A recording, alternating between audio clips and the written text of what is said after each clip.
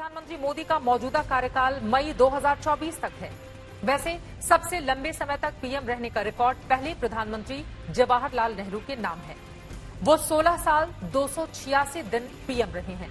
इसके बाद इंदिरा गांधी 15 साल 350 दिनों तक प्रधानमंत्री रही हैं, जबकि डॉक्टर मनमोहन सिंह 10 साल और 4 दिनों तक प्रधानमंत्री के पद पर विराजमान रहे। लेकिन अब आरएसएस प्रचारक से बीजेपी के महासचिव और फिर गुजरात के सीएम और उसके बाद प्रधानमंत्री पद तक पहुंचे नरेंद्र मोदी का करियर बुलंदियों पर है।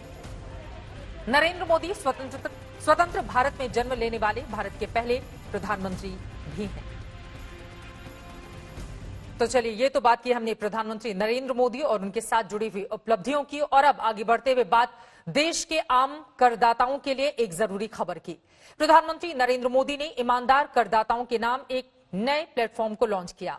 इसे सरकार ने नाम दिया है transparent taxation, honouring the honest. प्रधानमंत्री नरेंद्र मोदी के मुताबिक ईमानदारी से कर चुकाने वाले नागरिकों के लिए टैक्स प्रणाली सीमलेस हो, पेनलेस हो, फेसलेस हो।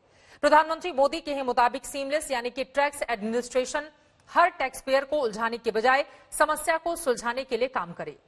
पेनलेस यानी कि टेक्नोलॉजी से लेकर नियम सब कुछ आसान हो। लेकिन फेसलेस टैक्स व्यवस्था के मायने क्या हैं?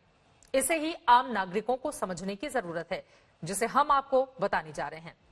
फेसलेस असेसमेंट का अर्थ है कि करदाता को कर जमा करने की प्रक्रिया में किसी अधिकारी से मिलने की या आयकर कार्यालय जाने की कोई जरूरत नहीं है।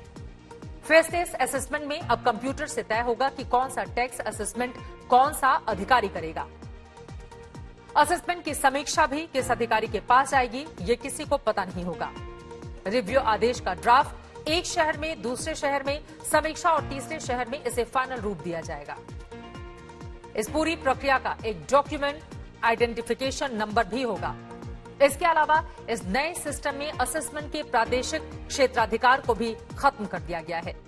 यानी पहले उसी क्षेत्र का कर अधिकारी असेसमेंट करता था जहां का वो मामला होता था, लेकिन अब किसी भी राज्य या शहर का अधिकारी कहीं के भी मामले की जांच कर सकता है। अपवाद के तौर पर कुछ मामले इस नई व्यवस्था के दायरे में नहीं आएंगे। गंभीर धोखाधड़ी, बड़ी कर चोरी, संवेदनशील मामले, अंतर्राष्ट्रीय कर मामले, कालाधन अधिनियम और बेनामी संपत्ति जैसे मामलों की जांच अलग से की जा सकती है। वित्त मंत्री निर्मला सीतारमण ने पिछले बजट में टैक्स पेयर्स चार्टर लाने का ऐलान किया था।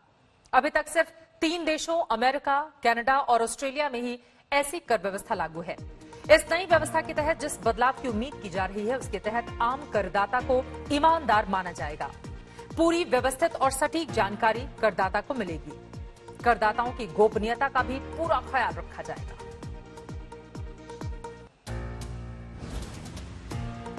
प्रधानमंत्री ने आज ये भी कहा है, होता ये है कि जिस शहर में हम रहते हैं उसी शहर का टैक्स डिपार्टमेंट हमारी टैक्स से जुड़ी सभी बातों को हैंडल करता है।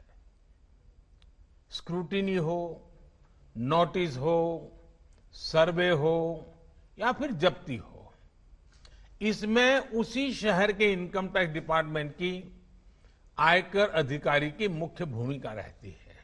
अब टैक्स पेयर को उचित, विनम्र और तर्क संगत व्यवहार का भरोसा दिया गया है।